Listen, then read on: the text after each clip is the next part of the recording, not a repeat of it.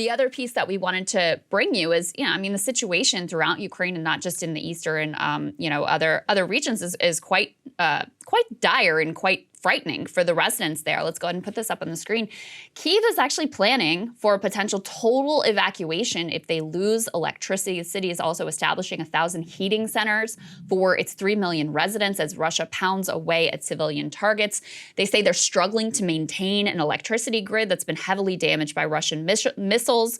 They've started planning for what they describe as a once unthinkable possibility, a complete blackout that would require the evacuation of the city's 3 million remaining residents. The situation is already quite bad. They have 40% of Ukraine's energy infrastructure damaged or destroyed.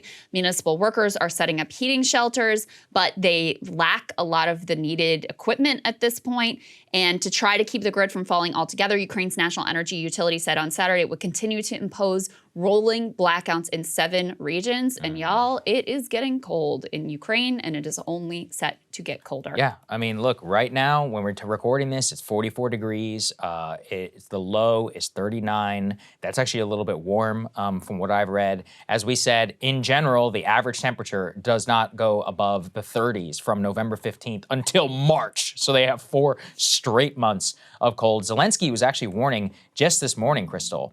This is the major news, which is he says the power outages have no sign. He keeps warning that major infrastructure attacks on Kyiv are going to continue. So I think this evacuation plan is not a joke. I think that the Russians are waiting for exactly the right time to strike.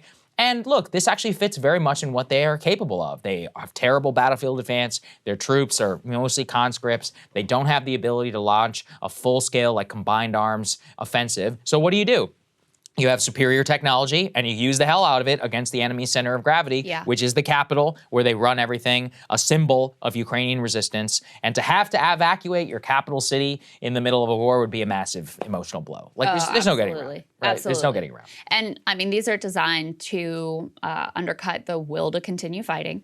And we actually saw a poll that we didn't actually end up showing it on the program. Oh, right. We should. Yeah. Of Ukrainians, and by region, what they want. Are they in it like no matter what, and we're going to take all the territory back? And in the eastern part, in places like Kyiv, that is very much overwhelmingly the sentiment. The places that have been at war and have been living with this for years at this point, there's a much more complex picture there. And so the gamble from Moscow is basically like, and they don't have a lot of great hands to play at this point, is like, we're going to wear down this population so that they're willing to come to the table and open to some sort of end to this war. That's what they want to do, is to undercut the will to fight. Will it work? I don't know, but it's not crazy to think that when people are facing, elderly people facing a long winter, freezing, that you become willing to accept things that maybe, when things were going better, you weren't really willing to accept. We'll see. I mean, it's a time-honored tradition now of total war. You have to go after, the enemy's civilian infrastructure. It's something that's certainly going to happen. And whether it will break the Ukrainian will or not, I don't think it necessarily will, but it will inflict chaos on the life of millions. And that's where I have to focus. There's kids, old people die whenever you have power outages, you have hospitals, ICU, all these things just go blank, and a lot of people will die as a result of this, which is just really sad. Horrific. Cable news is ripping us apart, dividing the country, making it impossible to function as a society, and making it impossible to know just what is true and what is false. But the good news is they are failing, and they know it. That is why we're building something new, a new mainstream, a healthier one, something more trustworthy, something that we are going to need in one of the most pivotal times in American history. We are building up here for the midterms, for the upcoming presidential election, but we need your help. So if you can help us out by becoming a premium member today at breakingpoints.com, we're trying to change America for the better and the entire world. So what are you waiting for, guys? Go to breakingpoints.com and sign up and help us build a new mainstream.